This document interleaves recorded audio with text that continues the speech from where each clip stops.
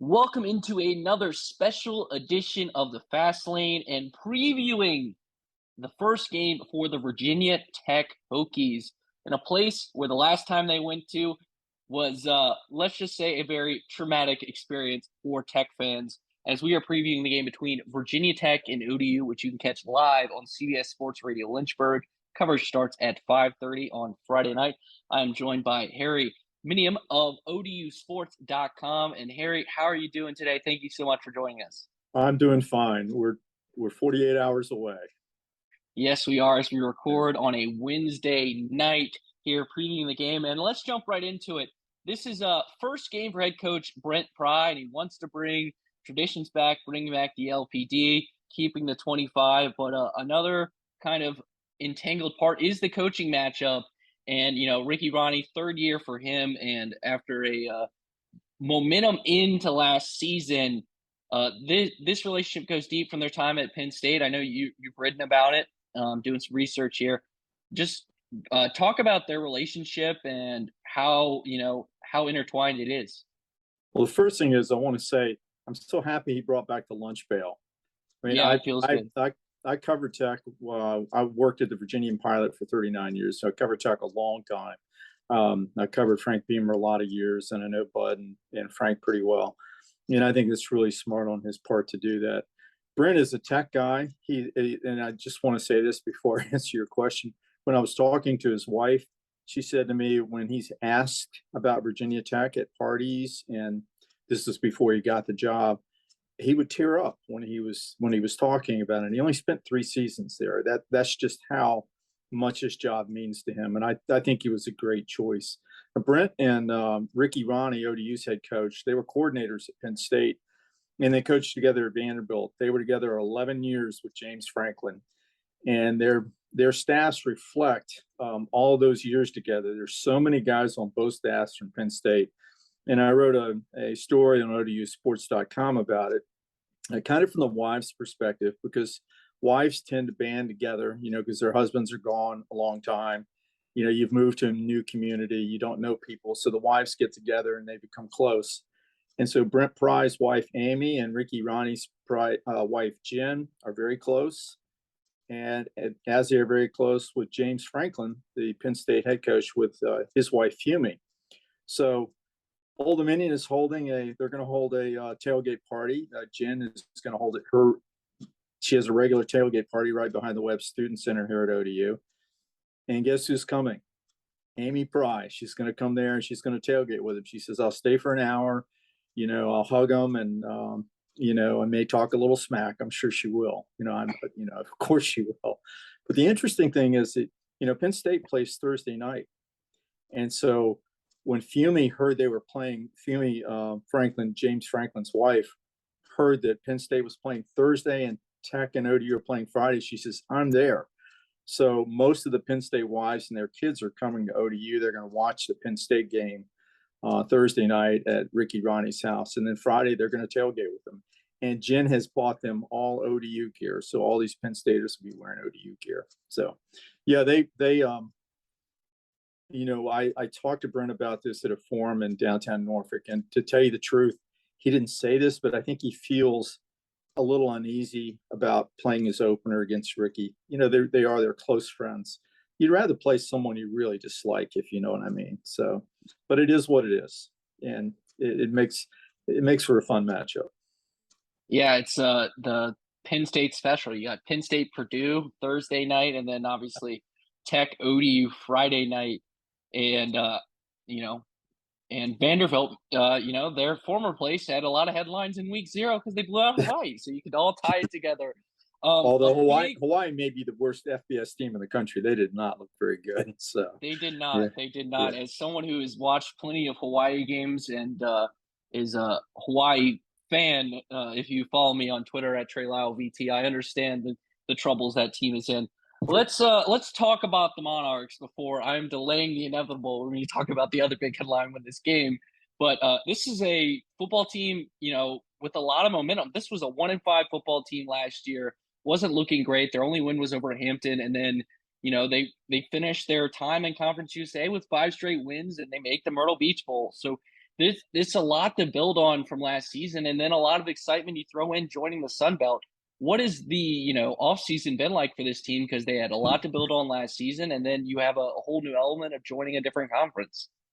Well, let's take it back even further than that. Ricky Ronnie was named the head coach in December of 2019, and Old Dominion had been 4-8, 5-9, 5-7, 4-8, and 1-11 in the 3 preceding years. Not a lot of talent there.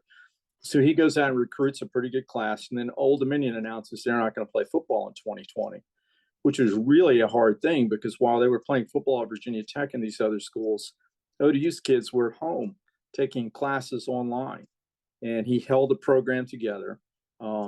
They haven't talked a lot about this, but there were players and there were coaches who lost people in the pandemic in their lives. There was a lot of death that they dealt with.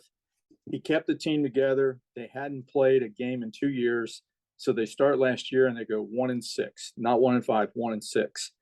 They lose to Buffalo on a missed extra point after they outscored them 24-0 in the 23-0 in the second half. They lose to a bad call at UTEP. A guy trapped the touchdown pass. It was called a trap, and the refs came in and overruled it. And then they lost at Marshall. They were heading in for what would have been a game-clinching field goal, and on third down they threw an interception, and your current quarterback threw like an 80-yard touchdown pass, which beat ODU, broke that, sent it in overtime, and then they beat them in overtime. So they beat Louisiana Tech on a last-second field goal, and they won their last 5 games. And all during this time, I was going to practice and talking to the coaches and talking to the players. They never got down. They were just resilient. This year, they've been through. They lost their offensive coordinator. He resigned, and that's all I'll say about that. That's all I can say as a university employee. But they've named Kevin Reener their offensive coordinator. He just turned 30. He's one of the youngest offensive coordinators in the country. So they've gone through a lot, and they've shown a lot of resilience. They've got 10 starters back on offense, 7 on defense, 2 on special teams. Their depth is better. This is a better football team than they had last year. But then again, they didn't play Virginia Tech or Virginia last year. They didn't have a road game at East Carolina, and they weren't in the Sun Belt. The Sun Belt is a much better league than Conference USA.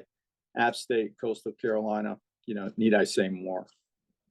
Yeah, absolutely. And we'll dive into the offense in a second, but we got to talk about the biggest storyline I personally think in this game, and it's the last time Virginia Tech showed up to Norfolk, and the reason they want to play these is reconnecting with the 757.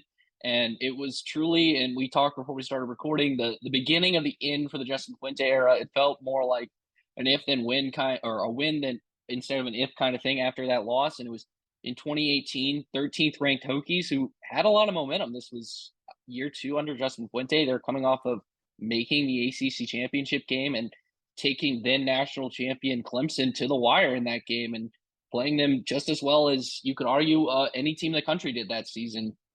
And you lose 49-35 as a 29-point favorite.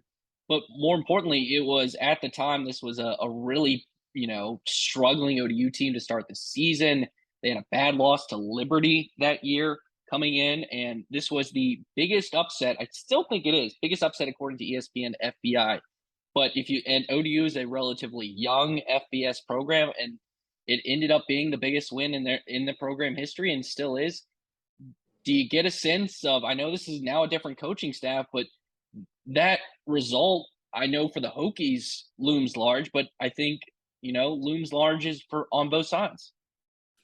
Well, I think with Old Dominion, I don't even know if there are any players left from 2018. I don't think there are. If there are, they're one from Tech, and Silas okay. Janji, yeah, who played in that game.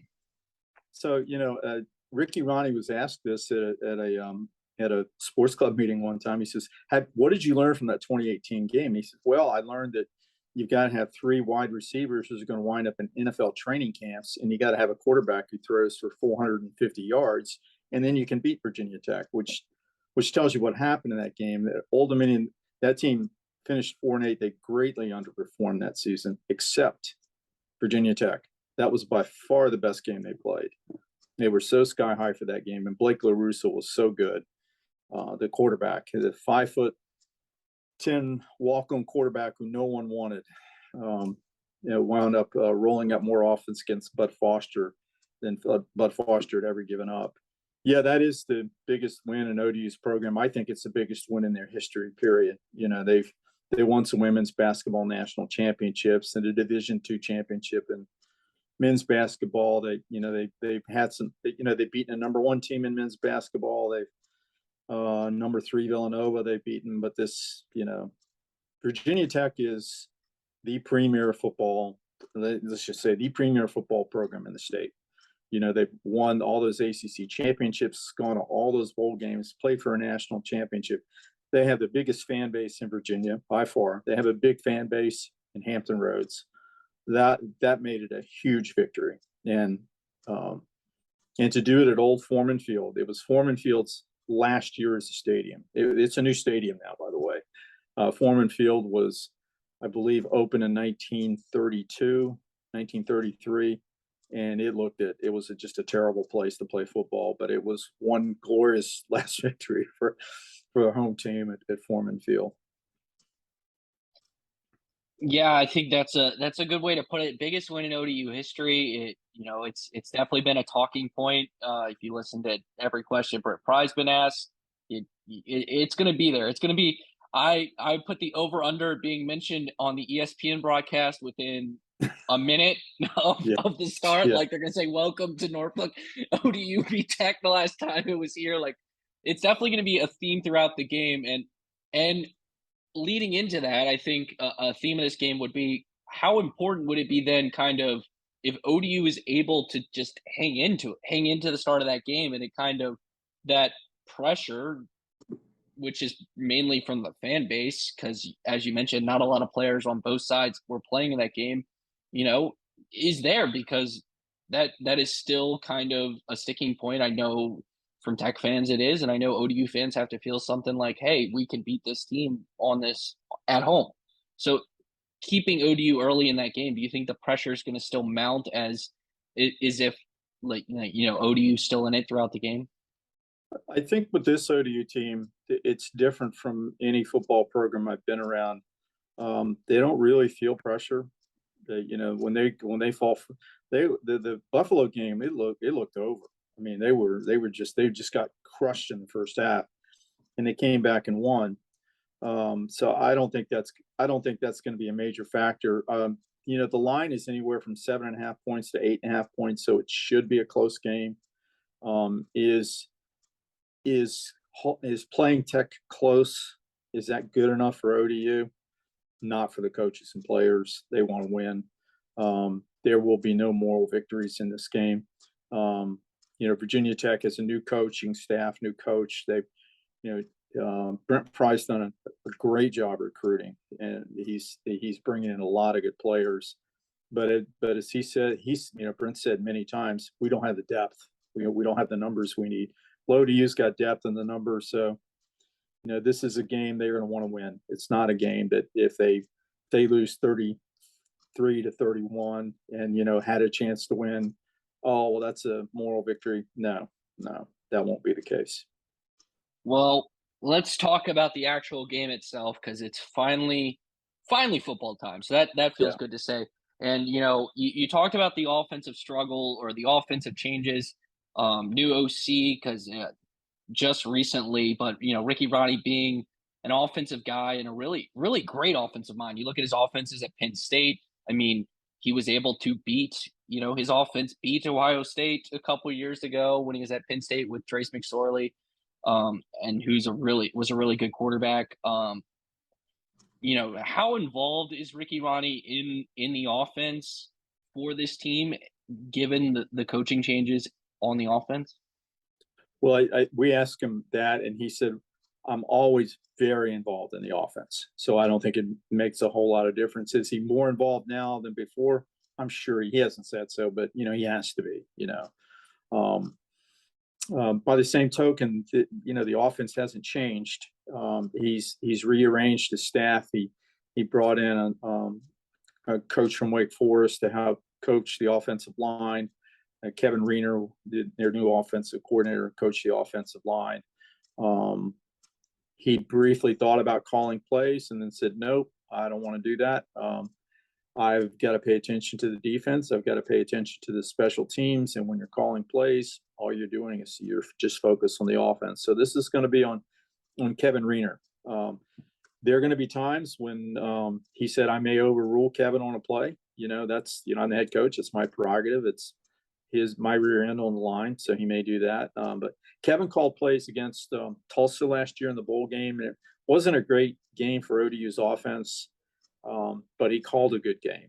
And, there were a couple of times when the offense couldn't move. And I don't know whether Kevin was sounding frustrated on the phones or not, but Ricky called him up and said, hey, just go with your gut. You're going to do fine. And the next time they had the ball, they got like 3 or 4 first downs and everything was fine. They had Tulsa was probably the second best team ODU played, maybe the best. Wake Forest might have been best. They were really a good team. And yet ODU could have been in that game in the second half. They had a kid running into the end zone for a touchdown, and a Tulsa guy just raced up behind him and knocked the ball away, knocked it out of the end zone, touchback. So otherwise, they could have won that game. So, I think Kevin is a smart guy. He's got a Stanford degree. He's a stand-up comic. He tells wonderful jokes. He's really bright. I think he's going to go places. I think he'll do fine. Yes. As he says, I've got one of the best offensive minds at the office right down the hall. So yeah, I'm going to lean on Ricky a lot. So speaking of that, they named Hayden Wolf the starter. 11 starters back on that offense. They have a really good set of weapons.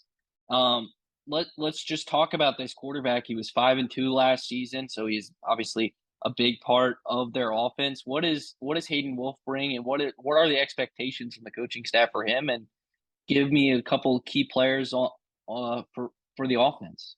Okay. Hayden is a big guy. I think he's 6'3", 6'4". He's tall. He was skinny last year. He's put on 20 pounds muscle, and I mean he's not Tarzan, but he looks stronger. Last year he didn't run very well. This year he's running better. He's last year at times in the pocket he tended to panic. This year he's not panicking and he's handling himself better in the pocket. An excellent passer. He throws the ball well. He's also smart. He can, one thing a good quarterback has to be, he has to be able to look at each of his checks, 1, 2, 3, that fast, and figure out who to throw to. And Hayden is really good at that. I think they're going to look for him to carry the ball more. I think they're going to look for more explosive plays from him. Ollie Jennings, wide receiver. I think he's going to be playing on Sundays. He had a tremendous year last year, especially in the second half of the season. He's a transfer from West Virginia, a Richmond kid who just got his career back together at ODU. Zach Kuntz, tight end from, I believe, Camp Hill, Pennsylvania. He is 6'8", 235, and he's got the reach of someone who's 7'5". He's just that's got to be helpful. Yeah, I said, people are calling you a freak on the internet, and he says, I am a freak. he like the confidence. Yeah, when he walks into a grocery store, he knows everyone stares at him. Someone's going to say to him, do you play basketball? And they never say football because he's so tall. He was second in the country among tight ends last year in receiving. He's a good blocker. And Ricky likes to throw to his tight ends. Their offensive line is good. They've got 4 starters back. The one hole they've got is at center, and I'm not sure who's going to start there. They've got a couple of kids. They've had some trouble snapping the ball. I haven't in the last week and a half or so in practice. That's been good. So, which happens when you get a new center. And Nick Salvadori he's another kid. He's offensive lineman. I think is going to play on a Sunday. They got 4 kids who are returning starters. 2 other kids who started last year. They've got, I think it's 21 offensive linemen on their roster, which is the most they've ever had. They've recruited a lot of big kids. Their offensive line is pretty solid. And the running back is Blake Watson, who between the the tackles last year was outstanding. He's just a tough running back. He bulls for yards. He has good moves. They're hoping for more explosiveness out of him. Every big matchup is it's about the trenches at the end of the day, and you touched on the experienced offensive line, and let's compare that to the strength, it appears, of the Virginia Tech defense, which is their defensive line. They have a lot of, you know, a lot of versatility, a lot of strength in their defensive line. Looking at that matchup, how big of a test will it be for this experienced offensive line? It's always a big test when a group of five school that plays in the Sun Belt or Conference USA or the AAC. The AAC, which likes to think it's a big Power Five conference, but it's Power not. six. Yeah, that's right. It's that's where the difference is. Usually, it's in the line. So it's anytime they play Power Five school, it's going to be a challenge because it generally Power Five linemen are they're just they were more highly recruited. They Power Five schools have all the they've got all the weights and the training staffs and everything. These kids develop. That's always a challenge. So that's going to be a good matchup. Can they give Hayden Wolf 3 or 4 seconds to throw the ball? And I also Brent is a great linebacker coach, so I'm sure the linebackers are strong too. I mean, there's this guy named Micah Parsons he coached recently that's pretty good in the NFL right now, even if he plays for the Cowboys. Let's move to the other side of the ball, and obviously you touched on it. It's the weird case where Grant Wells faces a familiar opponent at a new school because he was in Conference USA last year with Marshall, and you mentioned the game. He was 30 of 46, nearly 300 yards, two touchdowns, 2 interceptions. So this is a quarterback that this coaching staff knows, but does offer a lot of challenges because this is going to be the best sort of talent he's had around him compared to what he had at Marshall. Well, I wouldn't go too far on that because Marshall's pretty good. They weren't all that good last year. They're as close to the Power Five as you got in Conference USA. They've got a great program. They really do. But I'm sure he's got more talent around him in the Tech than he did there. And I understand he's been a lifetime Hokie fan and wanted to be recruited by them. So this is, that's a good story. I'm happy for him. That's good that he, if you're going to transfer, that's a reason to transfer. It's not to, just to go play in the national limelight. It's to go to a school where you wanted to go and they didn't want you before. So I'm happy for him. ODU has some holes in their defense. They lost their all-time leading tackler. They lost JoJo Hayden, who is now on Tech staff as a recruiter at safety. But they've got a lot. They don't have as many stars as they have on offense, that's for sure. But they've got more depth. And Blake Seiler, their offensive coordinator, he was the offensive coordinator at Kansas State. And when he took the job, he learned pretty quickly that defense it's been a burr in the rear end of ODU fans for a long time. Our defense has just been awful, for almost since since our third season. Defense has been a problem. Offense has never been a problem. We had Taylor Heineke, and so he's built a program, recruiting and developing. He realized he wasn't going to turn around in 1 year. So and then 2020 they didn't play. So 2021 they were pretty good. He had a lot of youth and they were pretty good, and they got better as the season went along. This year they don't have the individual stars, but he's got depth. He's got 2-3 people at each position that can play in a game. Last year there were games where they were having to have a defensive back play an entire quarter without coming out because they didn't have people to give him a break. So he's got a lot of depth this year. Ryan Henry's an outstanding linebacker. He's a kid who didn't play football in high school, which is pretty amazing. The defense is good, and I just put a story online at odusports.com on Artarian Johnson. He is a safety from Milligan. I think it's Milligan, Mississippi. And it's a great story. His single mom, his dad's in prison. His stepfather stepped in and kind of saved his life. And he's a great kid. And as safeties coach Remington Ribstock said of him, he says he's one of the nicest kids I've ever coached and probably the most violent safety I've ever coached too. So watch for number one.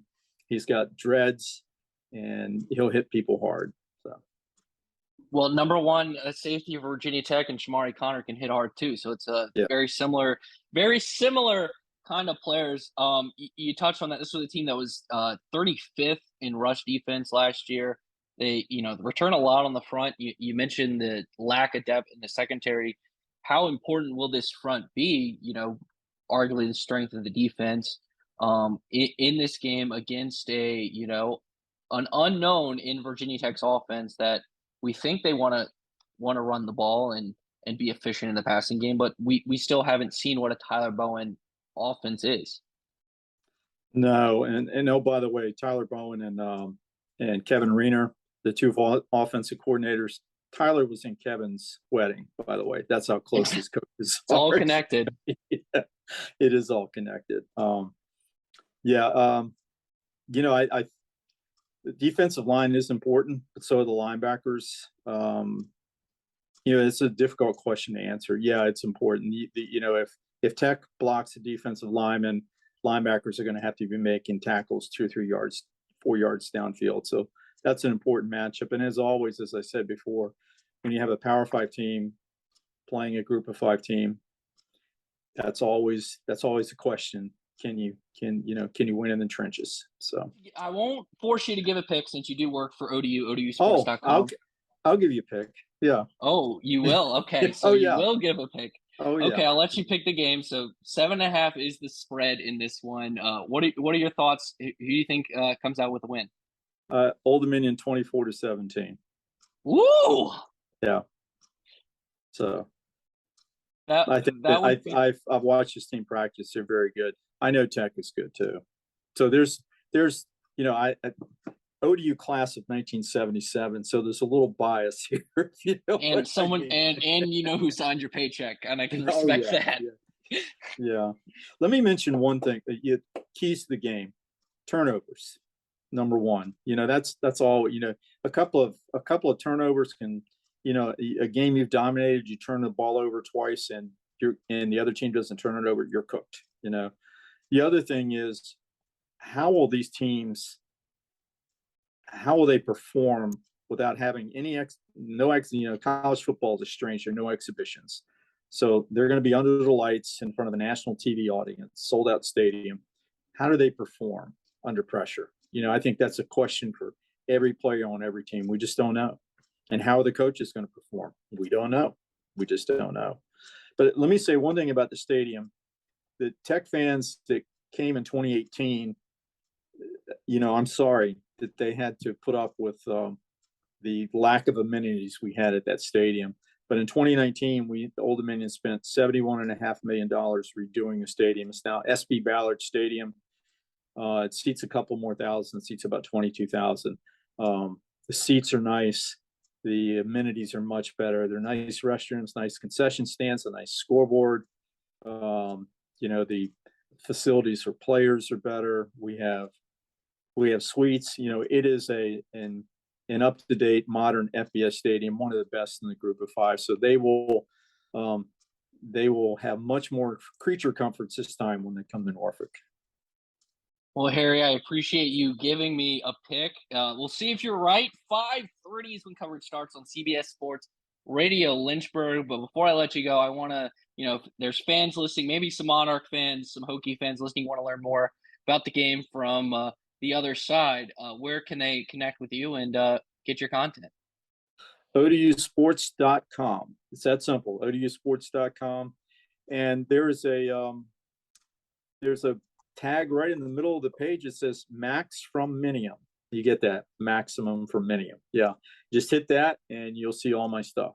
Or you can go to the football page and all my football coverage is there. You just hit where it says Sports Hit Football and all the stories will pop up. So, well, Harry, I thank you so much for joining me, and thank everyone for listening to this special edition of the Fast Lane.